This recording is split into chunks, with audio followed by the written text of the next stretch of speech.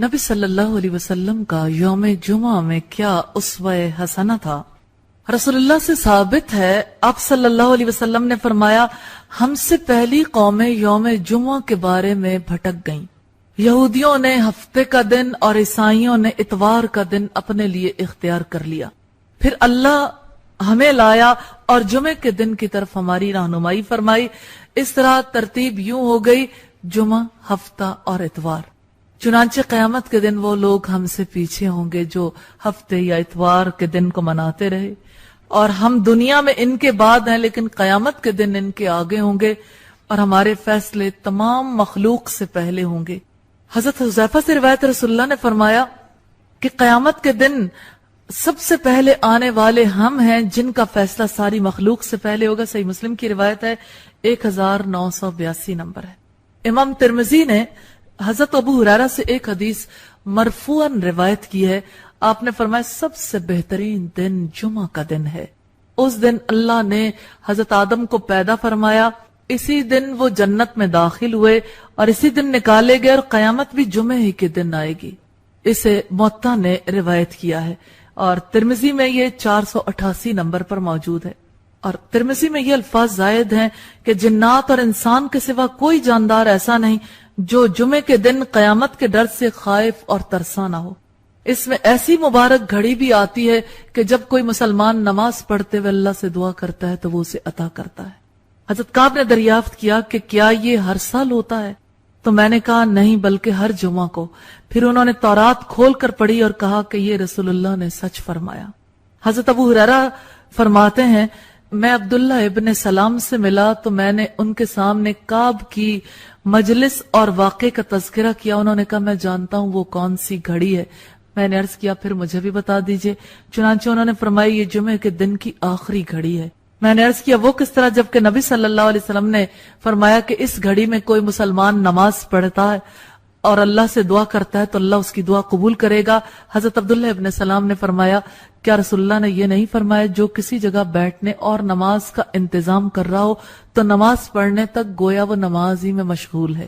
یہ حضرت ابو ہریرہ سے بھی روایت ہے، اور یہ روایت جو ہے موطا امام مالک میں 234 نمبر پر موجود ہے۔ مسند احمد میں حضرت ابو ہریرہ کی حدیث کے یہ الفاظ ہیں کہ نبی کریم صلی اللہ علیہ وسلم سے کہا گیا کہ کس وجہ سے اس کا نام جمعہ رکھا گیا؟ آپ نے فرمایا اس لیے کہ اس دن تمہارے باپ آدم کو مٹی کی شکل دی گئی، یعنی مٹی کو آدم کی شکل دی گئی، اور اسی دن فنا اور حشر ہوگا اور گرفت ہوگی، اور اس میں 3 گھڑیاں ہیں جن میں سے ایک گھڑی ایسی ہے اس میں جو دعا بھی کی جائے وہ قبول ہوگی۔ یہ روایت مسند احمد کی ہے، والیوم 2 ہے، پیج 311۔ اسی طرح ابن اسحاق نے عبد الرحمن بن کعب بن مالک سے نقل کیا ہے، ان کے والد اپنی بینائی چلے جانے کے بعد انہیں پکڑ کر لے جاتے تھے۔ انہی سے روایت ہے کہ ان کے والد جمعے کے دن جب اذان سنتے تو حضرت اسد بن زرارہ کے لیے دعا کرتے تھے۔ ان کے صاحبزادے عبد الرحمن نے عرض کیا جب آپ اذان سنتے ہیں تو اسد بن زرارہ کے لیے دعا کرتے ہیں، کس وجہ سے؟ انہوں نے فرمایا اس وجہ سے کہ انہوں نے سب سے پہلا جمعہ پڑھایا۔ کہ اللہ جس کو جو فضیلت دینا چاہے۔ کہتے ہیں کہ مدینہ منورہ کے ایک گاؤں میں بنی بیازہ کی مدینہ منورہ کی اراضی میں سے ایک نقی میں، نقی اس جگہ کو کہتے ہیں جہاں پر پانی جمع رہتا ہے جیسے گڑھا وغیرہ ہوتا ہے، جس کا نام نقی الخصمات تھا۔ میں نے عرض کیا کہ اس دن آپ کتنے لوگ تھے؟ انہوں نے فرمایا ہم 40 آدمی تھے۔ یہ پہلا جمعہ تھا۔ ابو داؤد کی روایت ہے 1069 نمبر پر۔ پھر رسول اللہ صلی اللہ علیہ وسلم مدینہ تشریف لائے، قباء میں، یہ رسول اللہ کی آمد سے پہلے ہے، اور جمعہ کی نماز مسلمانوں نے رسول اللہ کی مدینہ آمد سے پہلے ادا کی تھی۔ پھر رسول اللہ جب آئے قباء میں دوشنبہ، منگل، بدھ اور جمعرات تک قیام پذیر ہو کر مسجد قباء کی بنیاد ڈالی، پھر وہاں سے جمعے کے دن روانہ ہوئے، اور جب بنی سالم بن عوف کے علاقے میں پہنچے تو جمعے کی نماز کا وقت ہو گیا، تو آپ نے وادی کے اندر واقع مسجد میں جمعے کی نماز ادا کی۔ یہ جمعہ مسجد نبوی کی تعمیر سے قبل پڑھا گیا۔ یہ روایت سیرت ابن ہشام کی ہے، والیوم 2 ہے، پیج 139۔ ابن اسحاق فرماتے ہیں کہ رسول اللہ نے جو پہلا خطبہ دیا وہ مجھے ابو سلمہ بن عبد الرحمن کے واسطے سے پہنچا کہ ہم اللہ کی پناہ چاہتے ہیں کہ رسول اللہ کی طرف ایسی بات منسوب کریں جو آپ نے نہ فرمائی ہو۔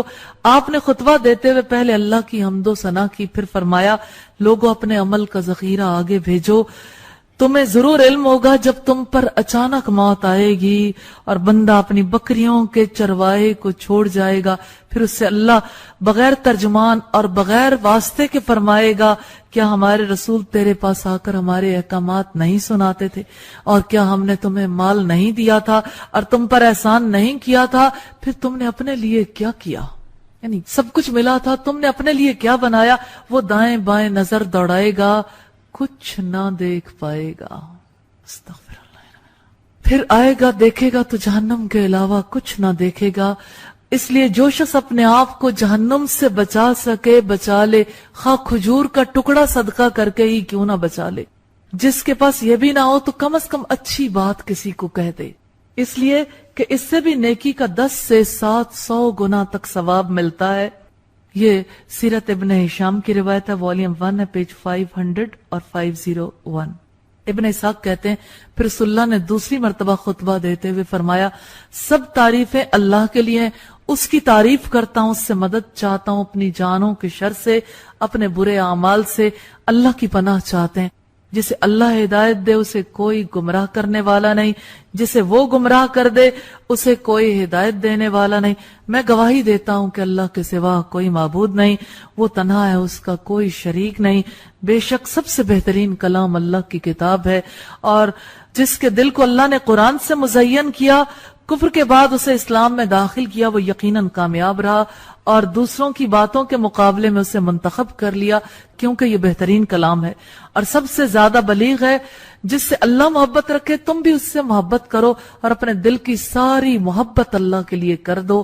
اللہ کے کلام اور اس کے ذکر سے کبھی نہ اکتانا، تمہارے قلوب اس کے متعلق کھوٹے نہ ہو جائیں، کیونکہ اللہ نے اسے بہترین اور صالح ترین کلام کا نام دیا ہے، اور اس میں تمام حلال و حرام انسانوں کو بتائے ہیں وہ موجود ہیں۔ لہذا اللہ کی عبادت کرو، اس کے ساتھ ذرا بھی شریک نہ کرو، اس سے کما حقہ، جو بات تم اپنے منہ سے نکالتے ہو اس کے بہتر الفاظ سے اللہ کی تصدیق کرو، اور اللہ کی رحمت سے آپس میں محبت کرو، بے شک اللہ اس پر ناراض ہوتا ہے جو اس کا وعدہ توڑ دے۔ پھر آپ صلی اللہ علیہ وسلم نے سلام کر کے اجازت چاہی۔ یہ سیرت ابن ہشام کی روایت ہے، والیوم 2 ہے، پیج 500۔ یوم جمعہ کے حوالے سے ہمیں نبی صلی اللہ علیہ وسلم کے اسوے کا پتہ چلا۔ رسول اللہ اسے بڑا عظیم درجہ دیا کرتے تھے اور اس کی اہمیت کو لوگوں کے سامنے واضح کیا کرتے تھے۔ رسول اللہ کے جمعے کا آغاز فجر کے وقت سے ہی ہو جاتا تھا، یعنی جمعہ منانے کا، یعنی اس کا آغاز صرف جمعے کی نماز کے ساتھ نہیں ہوتا تھا۔ اس دن کی فجر کی نماز میں آپ صلی اللہ علیہ وسلم الف لام میم السجدہ اور هل اتى على الانسان حين من الدهر لم يكن شيئا مذکورا، سورہ الانسان جسے سورہ دہر بھی کہا جاتا ہے، یہ پڑھا کرتے تھے، کیونکہ یہ صورتیں ایسے مضامین پر مشتمل ہیں جو ان واقعات کو لیے ہوئے ہیں جو یا تو گزر چکے یا آئندہ واقع ہونے والے ہیں۔ حضرت ابن عباس سے مروی ہے جمعے کے دن رسول اللہ فجر کی نماز میں سورہ السجدہ اور سورہ الدہر تلاوت کرتے تھے۔ یہ سنن ابی داؤد کی روایت ہے 1074 نمبر پر۔ یہ جمعے کے دن کی پہلی خصوصیت ہے، فجر کی نماز، سورہ السجدہ، اور اس کو اپنے ٹیپس پہ لے آئیں۔ دوسری خصوصیت اس کی یہ ہے کہ جمعے کے دن اس کی شب میں نبی کریم صلی اللہ علیہ وسلم پر کثرت سے درود و سلام بھیجنا مستحب ہے۔ یہ روایت بہقی کی ہے، والیوم 3 ہے، پیج 249 ہے۔ کیونکہ اس امت کو جتنی دینی دنیاوی بھلائیاں ملی محمد رسول اللہ صلی اللہ علیہ وسلم کے ذریعے ملی ہیں، اور سب سے بڑی عزت بھی اسی دن انہیں ملے گی، کیونکہ امت کو جنت میں اسی دن ان کے محلات اور ان کی منازل کی طرف بھیجا جائے گا، اور داخلے کے بعد وہ مزید نعمتوں سے نوازے جائیں گے، اور قیامت کے دن اللہ کا قرب اور انعامات میں کثرت جمعے کے دن ہوا کرے گی، اور امام سے قرب اور نماز جمعہ میں سبقت حاصل کرنے والوں کے لیے بڑا اجر ہے۔ یہ دوسری خصوصیت ہے کہ جمعے کے دن اور اس کی شب میں نبی صلی اللہ علیہ وسلم پر درود بھیجنا۔ تیسری خصوصیت جمعے کے دن غسل کرنا ہے، اس کی بڑی تاکید آئی ہے۔ حضرت ابو سعید خدری سے روایت ہے کہ رسول اللہ نے ارشاد فرمایا ہر عاقل و بالغ پر جمعے کے دن کا غسل اور مسواک ضروری ہے، اور جو خوشبو مل سکے وہ ضرور لگا لے۔ سنن نبی داؤد کی روایت ہے 344 نمبر پر۔ اور چوتھی خصوصیت ہے کہ جمعے کے دن عام دنوں سے زیادہ اپنے لباس اور خوشبو کا اہتمام کرنا، خوشبو لگانا، مسواک کرنا۔ اس طرح جمعے کے دن خصوصیت سے ذرا پہلے نکلنا اور اللہ کے ذکر میں مشغول ہونا، امام کے آنے تک ذکر میں مشغول رہنا، یہ خصوصیت صرف مردوں کے ساتھ نہیں ہے، خواتین بھی اس فضیلت کو اسی طرح سے حاصل کر سکتی ہیں۔ پانچویں خصوصیت ہے خطبے کے دوران خاموشی اختیار کرنا، اور خطبے میں جو صورتیں تلاوت کی جاتی ہیں سورہ الجمعہ، المنافقون، سورہ الاعلی اور سورہ الغاشیہ۔ چھٹی خصوصیت ہے جمعے کے دن اچھا لباس زیب تن کرنا۔ حضرت ابو ہریرہ سے روایت ہے رسول اللہ نے فرمایا جو شخص جمعے کے دن غسل کر کے اپنے لباس میں سے اچھے کپڑے پہنے اور اگر اس کو خوشبو میسر ہو تو خوشبو لگائے، پھر جمعے کے لیے مسجد میں حاضر ہو اور لوگوں کی گردنیں پھلانگتا ہوا نہ آئے بلکہ جہاں جگہ مل جائے وہاں بیٹھ جائے، پھر اللہ نے اس کی قسمت میں جتنی نماز لکھی ہے وہ پڑھے، اور جب امام خطبے کے لیے نکلے تو اس وقت سے لے کر نماز سے فراغت تک خاموش رہے، تو اس کا یہ عمل اس جمعے سے گزشتہ جمعے تک گناہوں کا کفارہ بن جائے گا، یعنی پچھلا جو جمعہ گزرا اور اس جمعے کے دوران میں جو غلطیاں ہوئی اس کے کفارے کا باعث ہوگا۔ سنن نبی داؤد کی روایت ہے 343 نمبر پر۔ ساتویں خصوصیت ہے جمعے کے لیے پیدل جانے والے کو ہر قدم کے بدلے 1 سال کے روزے اور قیام اللیل کا ثواب ملے گا۔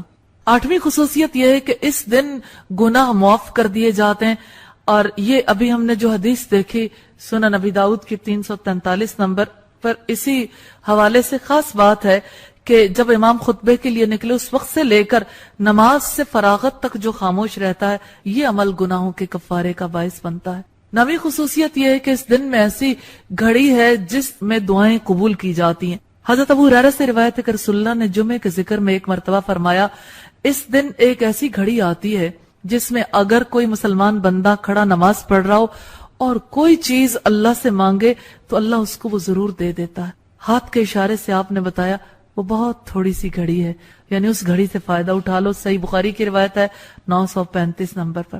رسول اللہ جب جمعے کا خطبہ دیتے تھے تو آپ کی آنکھیں سرخ ہو جاتی تھیں، آپ کی آواز بلند ہو جاتی تھی اور آپ پر جلال کی کیفیت طاری ہو جاتی تھی جیسے کوئی حملے سے ڈرا رہا ہو، یعنی عام دنوں کے مقابلے میں اس دن کی کیفیت بڑی مختلف ہو جاتی تھی۔ آپ یوں ہوتے تھے جیسے کوئی کہہ رہا ہو کہ لوگوں صبح دشمن تم پر ٹوٹ پڑنے والا ہے۔ آپ کی عادت مبارکہ مختصر خطبہ دینے کی تھی اور نماز طویل کرنے کی۔